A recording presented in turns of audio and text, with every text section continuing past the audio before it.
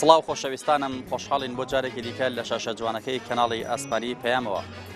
بە یارمەتی خۆی گەورە و پاشاناوکارانم بووینەوە میۆنی ماڵەکانتان بۆ پێشکەشکردنی ئەڵلقەیەکی نوێ لە بەرنامەی پەیامی تۆ. سەرەتاش لە ناخی دڵمانەوە جوانترین و گەرمترین و باشترین سڵاو و جەژنە پیرۆزی خۆمان ئاراستەی ئێوەی بیرەر و بەڕێز و خۆشەویست دەکەین. هیوادارین ئەم جەژنە بێتە مایەی خۆشی و ئارامی و تەبایی دڵەکان و ئاشبوونەوەی نێوان مرۆڤەکان و ئاسایبوونەوەی نێوان پەیوەندەکانی هاوڵاتیان. هیوادارین ئەم جەژنە بێتە مایەی خۆشی و خۆشگوزەرانی بۆ گەلی کورد، کۆتایی هاتنی خەم و کێشە و قەیرانەکانی هەرێمی کوردستان. هیوادارین ئەم جەژنە خەندە لەسەر لێوی هەموو لایەک بێت و خەمەکان کۆتایی بێت. بەڕێزان، ئەمڕۆژ بە بۆنەی جەژنی ڕەمەزانی پیرۆزەوە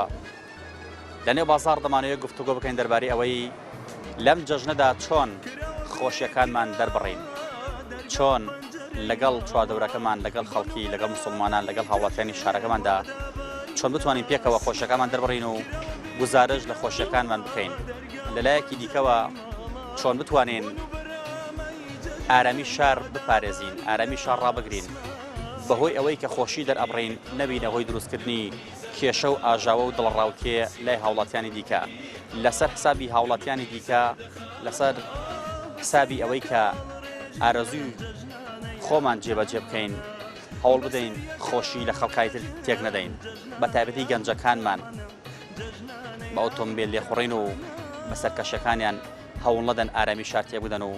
خۆشی و جەژن لە خۆیان و لە خەڵکانی تر تێک بدەن. ئێوەی بەڕێز بینەرمان بن با بزانین پەیامی هاوڵاتیان چیە سەبارەت بە مابەتە تاکو پێکەوە خۆشیەکانمان لە جەژندا بەسەر بەرین. فەرموون.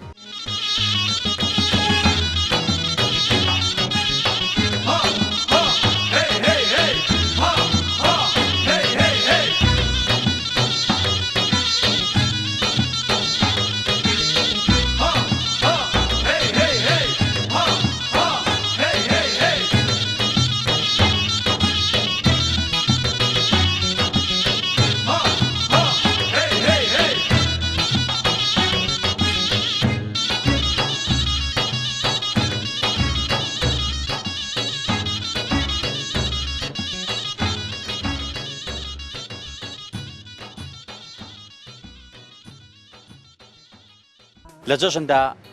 چۆن خۆشیەکانمان دەربڕین، چۆن گزارش لە خۆشیەکانی خۆمان بکەین بەڕای تۆ؟ بەڕێی من چۆن چۆناهی بێ وەک هەموو قەوم و وەک هەموو لایەنێکی ترکە چۆن جەژنەکان بە هەموو جەژنێکی یینی خۆیان هەموو دینێک کە جەژنەکانی خۆیان بە شێوازی خۆشەکەن بێمەش پێویستە بە هەمان شێوە هەڵی بۆ بن جەژن خۆشکەن، خۆشی خۆمان دەربڕین. چۆن هەوڵ بدەین لەبەرەوەی کە خۆمان خۆشی ببینین لەسەر حسابی خەڵکانی تر جەوی شار، ئارامی شار تێک نەدەین، نەبینە هۆی دروستکردنی نیگەرانی لای خەڵکانی دیکە. هۆکارەکەی ئەوەیە بۆ نمونە ئێستا بۆن لە ناو بازاڕە هەوڵ بدەین هیچ بە هیچ نوعی کێشە و هیچ شتێ دروست نەبێت. جەژن لای جەنابەت جێگەێنێ؟ جێژن لای من ئەگەر میلەتەکەم سەربەز و ئازاد بێت هەموو کاتێکم جێژنە، ئەگەر میلەتەکەشم بێ مەعاش و بێپارە بێ وەڵای هەموو کاتێکمان بدنە.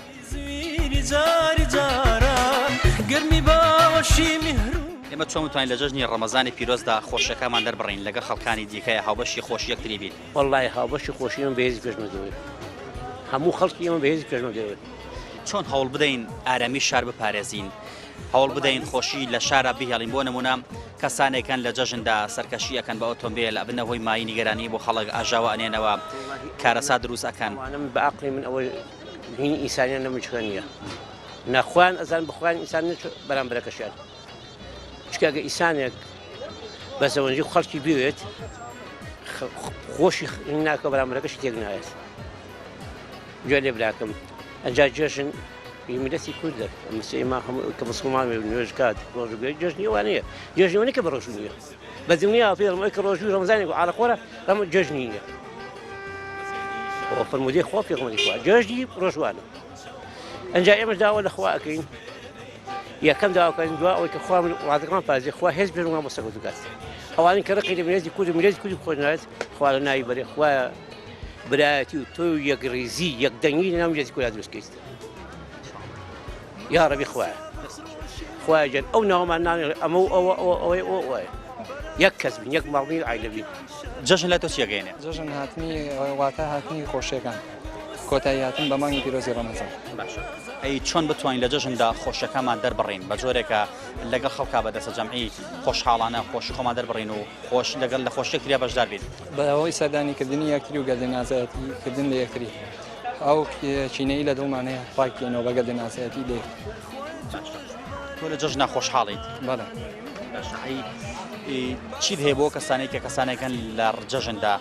سەرکەشی ئەەکەن بە ئۆتۆمبیل ئەبنەهۆی تێکدانی ئارامی ئەبنەهۆی لە ناوبردننی خۆشەکان لە دڵی خەڵکە کارەسا دروست ئەکەن بۆ نمونە خۆیان و خەڵکی لە ناو ئەبەن جەژن لە خەڵک تێگەیان چیت هەیە بۆ ئەمانە؟ وەڵای ئەوە شتێکی ناشرینە دیادەیەکی ناشرینە ئەوە سەرکێشێکردن بە ئۆتۆمبیلەوە ئەوە شتێکی ناشرینە ئەوە ئەبێتەوەی جەم لە دەستانی خۆیان و هاوڕێکانی. جەژن لای جەنابەت چیەگەێنێ؟ واللهی جەژن بە نسبەت ڕۆژەوانەوە کۆتایی بە ڕۆژوبوونیان. ئەی باشە چۆن بتوانین لە جەژندا خۆشیەکەمان دەربڕین لە خۆشی یەکتریدا بەشدار بین بۆ ئەوەی کە بتوانین شارەکەمان بە خۆشی و بە ئارامی و جەژنێکی خۆشی تیا بەرجەستە بکەین؟ وڵای ترەوان ئەکەوێتە سەر چین و توێژەکانی کۆمەڵ مەسەلا هەیە ئیمکانیەتی هەیە تەوان خۆشی دەرەبڕێ و لە خۆشی هەیە مشکلەی هەیە نەبوونی هەیە با بڵێن تەعزیە و تەرتیبات و شتی وای هەیە ئیتر ئەو کەسە خۆی ئەگەیەنێ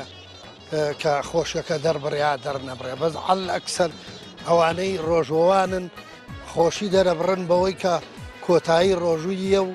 دەزەکەن بە جەژن و شادی خۆشی. وڵی لەم جەژندا ئەبێ هەموو ئاژاوە و ناخۆشیەکان بەرامبەر یەکتری هەمویان دابرین و بەناخین ئەبێ ئاشتی و تەبایی ناوخۆمانە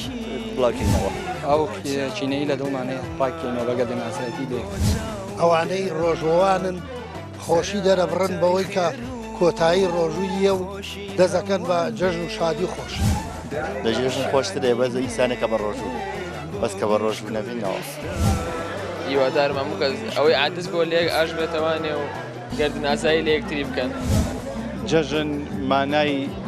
ژیانەوەی ئینسانە. ئەگەر میلەتەکەم سەربەز و ئازاد بێت هەموو کاتێکم جەژنە ئەگەر میلەتەکەم ئابێ مەعاش و بێپارە بێ وەڵای هەموو کاتێکمان بدنە. جەژن لای بەڕێستان چیەگەێنێ؟ مامۆستا جان جەژن واتە سەردان یەکتری کە سوکار سەردان یەکتریکەن واڵوە کەسانێکەوە دڵان یەکتری عاجز بووە هاتوچۆ یەکتریکەن بۆی دڵان چاک بێتەوە. چۆن خۆشیەکانمان دەربڕین لە جەژندا لەگەڵ کەس و کار بۆم لەگەڵ خەڵکانی دیکە لەگەڵ ڕەفیق و برادەرە هاوبەشی خۆشی یەکتری بین بۆی کە هەستکەین مە ڕۆژێکی جیاوازە لە ڕۆژەکانی تر. بەڵێ وەڵای تر بەڕاستی کە تۆ کە چتە ژماڵێک ئەو ماڵە زۆری پێخۆشە بێت بەستریەکەیتەوە نەک لە دەرگا جەژنانە نە چ دانیشە 5 دقە 10 دقە ئەو خۆشیە بۆ ماڵە. کەسانێک گەن لە جەژندا سەرکەشیەکەن بەتەدی گەنجەکانمان بە ئۆتۆمبیل لە ئەڕۆن دێن تووشی حادیسا بن خوان لەناوە بە خەڵکی ترناوە بن عنی خۆشی لە خەڵک تێگەیان چی دێ بۆ ئەمانە؟ نی ناخۆشیە بە کەس و کار بۆ خەڵکی تریش بەڕاستی شتێکی زۆر ناشرینە. لێرەوە جەژنە پیرۆزی خۆ ئاراستێکی وەڵای هەموو کەس و کاری خۆم هەموو برادران و خۆشەویستان و خزم و کەس و کار هەموو لای و برا مسلمانەکان لا شوێنان. جەژن لای جەنابەت چیەگەێنێ؟ وەڵای جەژن هیچ خۆشیەک نییە 6 مانگ موچەی خەڵکیان نێوە بە خەڵکو جەژنێکی ناخۆشە ڕاستی بێت. جەژن کۆتای هاتنی مانگی پیرۆزی ڕەمەزانە و نووسینی پاداشتە ئینشاڵا بۆ کەسانێک کە بە ڕۆژوو بوون و بانەی بەسینەوە بە موچەوە قەیچێک ئەمە پەیوەندێکی ڕۆحی بینی خۆمان و خوای گەورەیە. جەژنەر خۆشە پێویستە هیوادارین کاریگەری قەیرانی دارایی کاییە لەسەر خۆشەکانمان نەبێت وانە؟ بەڵێ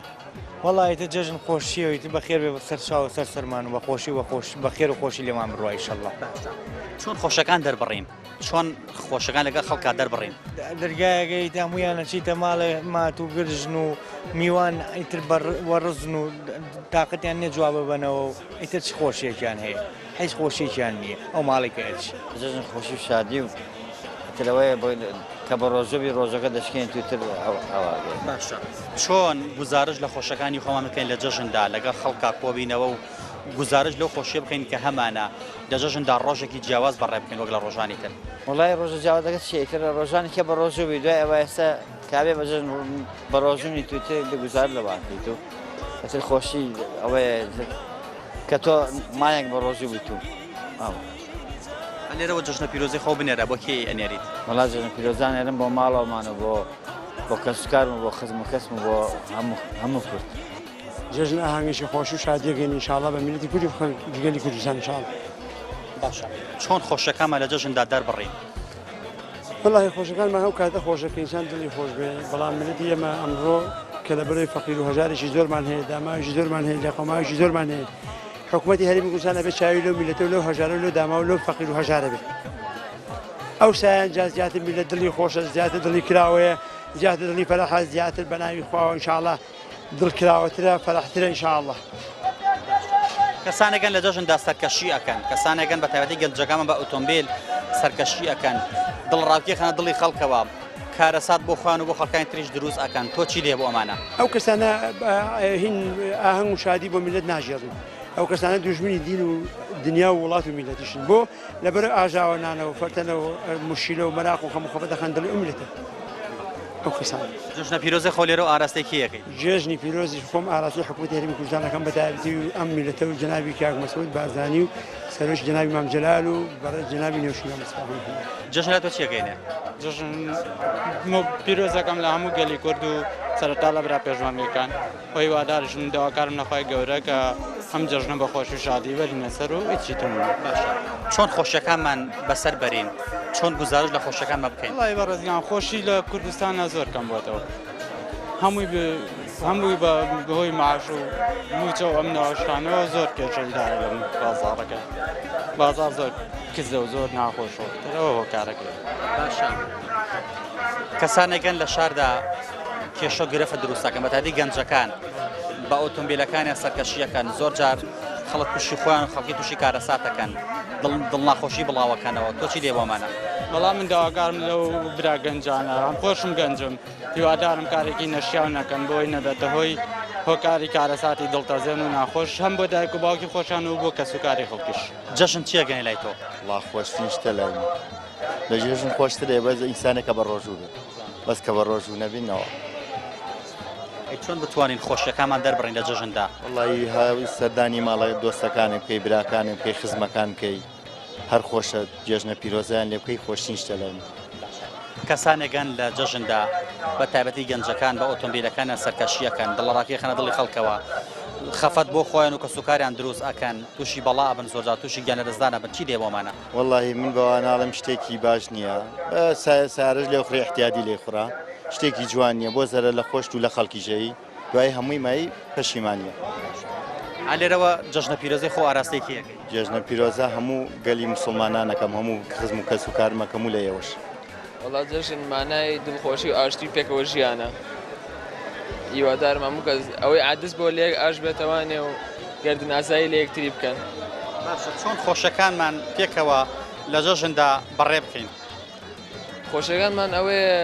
سەردانی یەکتری بکەین و هەچەند ئێستا سەردان گست بۆ لە ناو یەکتریە و ئاشتی و تەبایی نەماوە ئیتر ئەبێ سەردانی خزم و کەسەکانمان بکەین بەمانەی ئەوە دێت تۆ گەنجیت بەڵام گەنجانێکی زۆرمان هەیە لە جەژندا بە ئۆتۆمبیل سەرکەشی ئەکەن دڵڕاوکی خەنە دڵی خۆیان و کەسوکاریانەوە زۆر جار کارەسای دڵتەزەی لێکێتەوە جەژن لە خەڵک تێگەن چیت هەیە بۆ ئەمانە وڵی هیوادارم ئەم جەژنە هەموو جەژنێوە بۆ بەڕاستی بەڵام هیوادارم ئەم جەژنەوانە بێ خۆم یەکێ بووم لەوانەیە کەوا مەگەر بەڵام ئێستا دوورکەوتومەتەوە لەو کارە هیواداریشم بۆ گەنجانەی کەوا ئەگەن دوورکەونەوە لەو کارە کارێکی مەترسیدارە لێرەوە جەژنە پیرۆزی خۆ ئاراستێکی یەکەی وڵات جەژنە پیرۆزی ئاراستی هاوڕە نزیکەکان مەکەم بە تایبەتی خەڵە خۆشەویستەکەم کە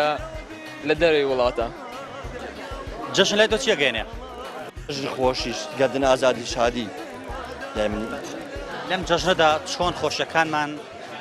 بەرجەستە بکەین چۆن خۆشیەکانمان بەڕێ بکەین لەگەڵ خەڵکانی ترا وڵی لەم جژندا ئەبێ هەموو ئاژاوە و ناخۆشیەکان بەرامبەر یەکتری هەمویان لابەرین و بەناخین ئەبێ ئاشتی و تەبایی ناوخۆمانە بڵاوکەینەوە کەسانێکن لە جەژندا بنە هۆی نیگەرانی خەڵک لە جەژندا گرفە دروستەکان خۆشی لە خەڵک تێگەن بە تایبەتی گەنجەکانمان سەرکەشیەکەن بە ئۆتۆمبیل کارەسات ئەنێنەوە چیت هەیە بۆ ئەمانە وڵی ئەوانە کاری نابەجێکن خوا هیدایەت ئێمە بگەڕینەوە سەر ڕێگای ڕاست ئەوە ئیشانێ باش نییە خەڵی سەعادەکەن خەڵک جەرگی خەڵکە سووتێن لە کاتی جێژنا بە سیارە من لەولات چۆغن ئەوانە بگەڕنەوە باشترە ڕوو لە خوا بکەن باشترە تەخوا بکەن باشترە بەکەر بەرەوکاری چاکە بڕۆن باشترە جژنە پیرۆزە خوا لێرە بنێرە ئاراستێکیەکەی جژنە پیرۆزە لە هەموو مسلمانانی جیهانەکەم بە تایبەتی لە مسلمانانی کوردستان و لە دایکی شەهیدان و لەو پێشمەرگە قارەمانەی کە لە بەرەکانی جەنگان دەگەشت خۆشیە گەیەنێ بۆ میلەتەکەم بۆ خۆم بۆ میلەتەکەم خۆشیە گەیەنێ جێژن گردن ئازایی دێ بۆ ئەوانە لەم جژنەدا چۆن خۆشیەکانمان لەگە خەڵکانی ترا بەرجەستە بکەین چۆن خۆشەکەمان دەربڕین بەگەردن ئازایی پیرۆزبایی لێکترون و بۆ ئەوانە لێرە جژنە پیرۆزەی خۆ ئاراستەی کێیەکەی ئاراستە هەموو مسلمانانی جیان سەرتاسەری جیان جەژن چییە گەێنە لای تۆ جێژە خۆشە خۆشیە چۆن دەربڕین لە جەژندا چۆن بتوانین چی وەلای خزم و کەس و کار و ئەوانە ئەلەوا دەری خۆشە جژنە پیرۆزەی خۆ ئاراستەی کێیەکەی لێرەوە ئاراستەی هەموو ملەتی کوردی دەکەم جەژن لای جەنابەت چییە گەێنێ وڵای شتێکی خۆشیەوە تر بۆ مسلمانانە بم بە ڕۆژبوون و شتێکی خۆشە لەم جەژنەدا چۆن خۆشەکانمان دەربڕین وڵی ئەم حکومەتە لە کۆڵمان بێتەوە هەموو خۆشێکمان بۆ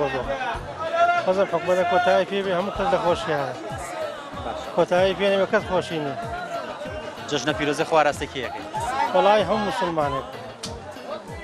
هەموو مسلمانە لە خۆ داواکارین ئەم حیزبانەمان لە خۆڵ بێتەوانە بە تایبەتی لای ئەولە بۆی نەجاتمان بێت لە سیان و خەڵکەش نەجاتین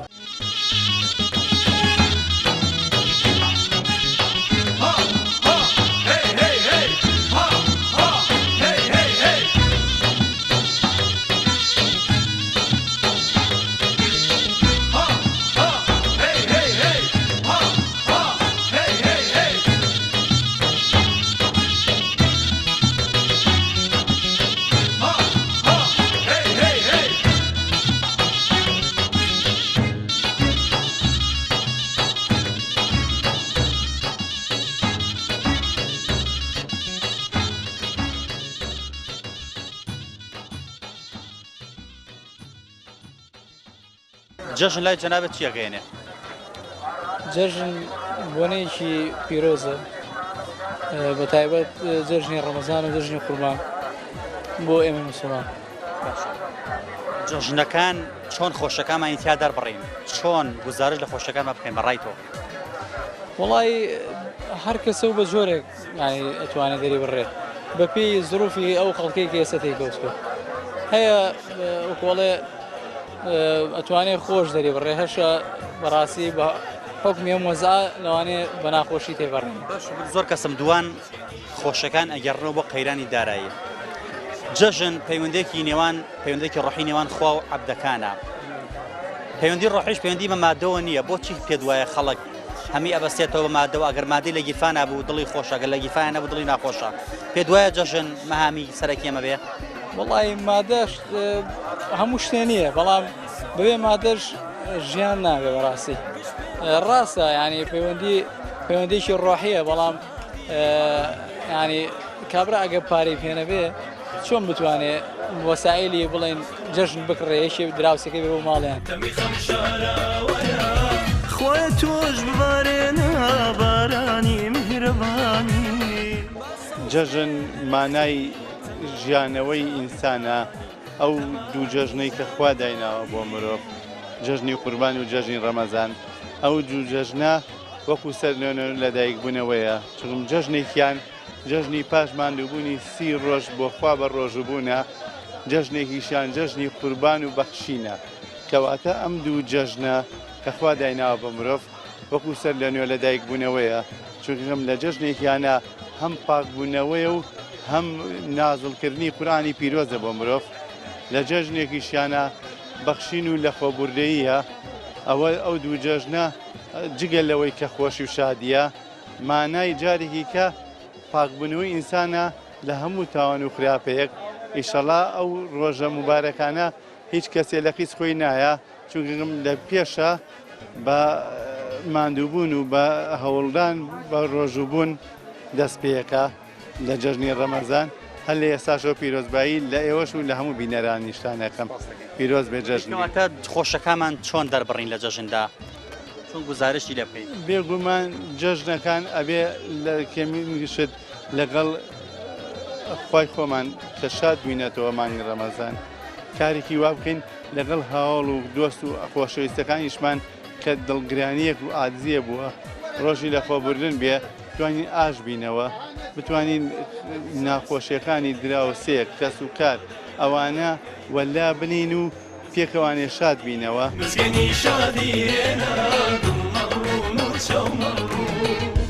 و لە زیکری خوش دوور نەکەوینەوە چون یەکەم ئێمە پارەیەک چۆن کۆکەیتەوانێ ئەوەی ئێتاعاتێکمان کۆ کردوێتەوە دوای جەژنیش لە قیس کۆمانی نین ئەو غەزنەیە بەتاڵ نەکەینەوە بتوانین وا بکەین درێژەی پێ دەرگا و پەنجەرەی ماڵان جەژن لای بەڕێزە چیەکەینێ جەژن بۆ ئەوانەی کە بە ڕۆژنجی شتێکی زۆر پیرۆزە بەلای هەموو مسلمانێکەوە کە جەژنیم بێتێ مای خۆشی بۆ مسلمانان لە ساڵەکە ئێمە دوو جەژنمانە بێت لەو جەژنا خۆشی دەرببڕین بۆ شێوازە کە شەرع پێڕازیە خۆشەکان چۆن دەربڕین بەڕای تۆ خۆشیەکان بۆ شوێ کە شەرع پێڕازیە سەردانی خزمەکان بگەن بە پێی توان ئەوەی کە بتوانین نێوشی کە نەتوانین بە تەلەفۆن یان بە نامە هەواڵیان بپرسین هیوادارم ئەوانش وەکو ئەو کەسانی کە هەست بە جەژنەکەن خۆشی وەک ئەو خەڵکانە دەربڕن کە بەبێ شەرع دەرێبڕن بۆی ئێمە ئەم خۆشی ژیان بۆ هەموو کەسەکە تەنیا بۆ دوو کەس نییە بچێت لەوانی تری تێکدا بۆ تەنیا لەبەر خۆشی خۆی خۆشی خەڵکی تر تێک بدە لێرەوە جەژنە پیرۆزەی خواراستێکیە جەژنە پیرۆزەکەم هەموو ئاڕاستی هەموو مسلمانانەکەم لە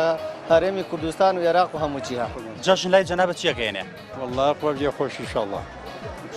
چۆن خۆشەکانمان دەربڕین وڵی خۆشەکەی تێ بە گوێرەی بوون و بە گوێری ئیدار و بە گوێری توانە لێرەوە جەژنە پیرۆزەی خۆ ئاراستێکی یەکەی جێژی پیرۆزەی کوردستان نەکەم گەلی کوردستانی خۆڵان یا هەموو چارچێوی کوردستانی هەموو چارچێوی کوردستان بۆ لە زێدابشتان وڵی لەم جژندا ئەبێ هەموو ئاژاوە و ناخۆشیەکان بەرامبەر یەکتری هەمویان دابەرین و بەناخەین ئەبێ ئاشتی و تەبایی لە ناوخۆمانە بڵاوکەینەوە ئەو چینەی لە دڵمانەیە پاکەینەوە بەگە دەناسەتی لێ ئەوانەی ڕۆژەوانن خۆشی دەرەبڕن بەوەی کە کۆتایی ڕۆژوویە و دەزەکەن بە جەژن و شادی خۆش لە ژێژن خۆشترێ بەز ئیسانێکە بە ڕۆژوو بەس کە بە ڕۆژوو نەبینەوە هیوادارم هەموو کەس ئەوەی عادز بۆ لێک ئاش بێتەوانێ و گەردن ئاسایی لە یەکتری بکەن جەژن مانای ژیانەوەی ئینسانە ئەگەر میلەتەکەم سەربەز و ئازاد بێت هەموو کاتێکم جەژنە ئەگەر میلەتەکەم ئا بێ معاش و بێپارە بێ وڵای هەموو کاتێکمان بدنە جەژن لای جەنابەت چیەکەینێ وەڵا مانایەکی خۆش ڕوونتر یعنی جەژن ینی جەژنێکی پیرۆز جەژن پیرۆزە یعنی هەموو کەسێ دڵی پیر خۆشە چۆن بتوانین لە جەژندا خۆشیەکانمان دەربڕین وەڵا بێ دڵمان فراوان بێ بەرامبەرەکانمان لێ بدنمان هەبێت بەو شێوێ بێت تۆ خۆ شۆفێریت کەسانێکی شماری لە جەژندا بە شۆفێرەکانیان بە ئۆتۆمبیلەکانیان شۆفێری سەرکەشی ئەکەن بە تایبەتی گەنجەکانمان جەژن خۆی خۆشە بەڵام ئەبنە هۆی دروستبوونی ناخۆشی و دڵتەنگی بۆ کەس و کاریانە بۆ خەڵکانی دیکە بۆ چوونت چیە لەسەر ئەمە و پێشنازە چێ بۆیان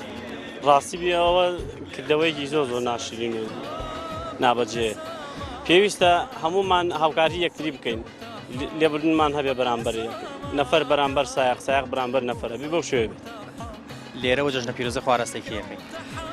جەژنە پیرۆزەی خۆم ئاراستەی هەموو برانی مسلمان هەموو مسلمانیان ژیان و هەرخۆشیەوە لێرەوە پەیامی خۆ بگەینەوە جەژنە پیرۆزە لە کیەکەی جەژنە پیرۆزە لە هەموو گەلی کوردستانەکەم و لە هەموو مسلمانان و لە هەم بەتایبەتی کوردستان و هەرێمی کوردستان و قەومی کورد و هەموو قەومێکی کە بە تایبەتی ئیسلام چونکە ئەم جەژنە جەژنی مسلمانانە لە جەژنە پیرۆزە لە هەموو گەلی کوردستان و لە هەموو مسلمانانی جیهان و دنیا کەسێ سەردانی بکە بەڕێکا بە شێوازێکی جوانوانێ کەسانێکمان لە جەژنا سەرکەشن سەرکەشیەکەمە تادی گەنجەکان بە ئۆتۆمبیل کارەسات بۆ خان و خەڵکان تریش دروست ئەکەن خۆشی لە خەڵک تێگەن پێ وایە ڕێنمایی چی بۆم کەسانە وڵی شتێکی ناشرێنە بەڕاستی گەنج ئەم سەردەما ینی لەگەر ڕێزما خەریکە بە ئاخارێکی خراپ هەڕوە چونکە کۆمەڵی وەسایلی دنیایی ئەوەنە زۆر بووە ینی گەنجەکانمان بەڕاستی خەریکە لایەن جاران خەڵکێک لە مزگەوتا پەروەردە بوو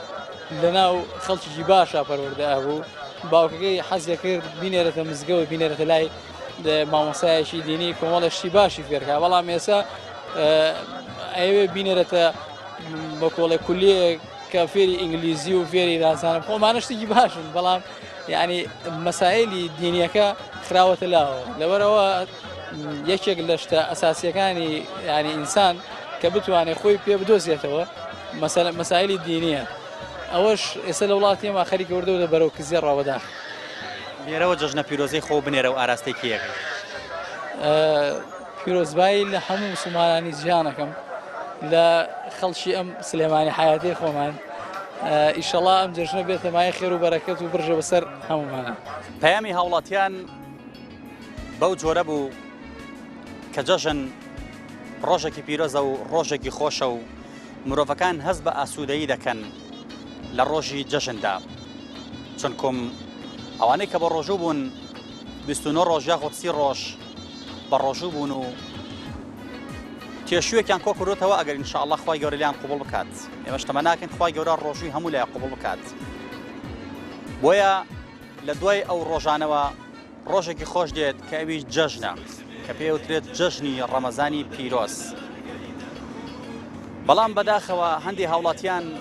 هێندە نیگەران بوون لە بارودۆخی ئێستای هەرێمی کوردستان و لە بارودۆخی ئابووریان هەستیان بە خۆشی جەژن نەدەکرد دەیانەوە دەگەر ئێمە گیرفانمان شتێکی وای تیانە بێت کە بتوانین پێداویستەکانی ژەمەدا بینکەین جەژن ڕەنگە خۆشێکی تیانە بێ بۆ ئەوان ئێمە هیوادارین پەیوەندی ڕۆحی نێوان خۆمان و خوای گەورە نەبەسینەوە بە گیرفان و بەداهات و قوتەوە چونکم پێشینانی پێش ئێمە لەوانەیە بەقەدەر ئێمەی ئێستا شتیان نەبوو بێت ژیانیان خۆش نەبوو بێت ئەرکیشان زۆر قورستر بوو بێت بەڵام پەیوەندی خۆیان لەگەڵ خوای گەورەدا بە جۆرێ بووە لە جەژندا هێندە خۆشحاڵ بوون خۆشترین کاتیان بەسەر بردووە ئێمە هیوادارین تاکەکان قەناعەتیان هەبێت بەم زوروفەی ئێستا و بەم بارودۆخەی ئێستا ئینشاءالله ئەم دۆخەش کۆتایی دێت و ئەم وەزعش کۆتایی دێت و خەڵکیش دەگەڕێتەوە سەر وەزع و گوزەرانەکەی پێشتر کە ژیانێکی خۆشتریان هەبوو لە ئێستا ئێمە هیوادارین جەژن بێتە مای ئارامی و خۆشی و ئاژبوونەوەی دڵەکان لە نێوان هاوڵاتیاندا ئێمە هیوادارین جەژن ببێتە مایەی خۆشی و کۆتایی هێنان بە شەڕ و بە قەیرانەکان لە هەرێمی کوردستاندا ئێمە هیوادارین جەژن بێتە کۆبوونەوەی لایەنە سیاسیەکان و ڕێکەوتنیان بۆی چیتر تاکی ئەم کۆمەڵگایە باجی ڕێنەکەوتنی لایەنەکانی هەرێمی کوردستان نەدەن لێرەشەوە بە تایبەت پیرۆزبایی خۆم ئاراستەی برا پێشمەرگەکەمانەکەین لە بەرەکانی جەنگ هیوادارین خوای گەورە سەرکەوتیان کات بەسەر دوژمناندا خوای گەورە لەشان ساغ کات خوای گەورە بیان هێڵێ بۆ کورد و کوردستان و بۆ ماڵ و منداڵیان دووبارە جەژن لە هەموو لایەک پیرۆز بێت خۆشی و شادی و تەبایی بۆ هەموو لایەک تا بەرنامەیەکی تر و پەیامێکی تر هەموو لایەکتان بە خوای گەورە ئەسپێرین خوای گەورە پشت و پەنای هەموو لایەکمان بێت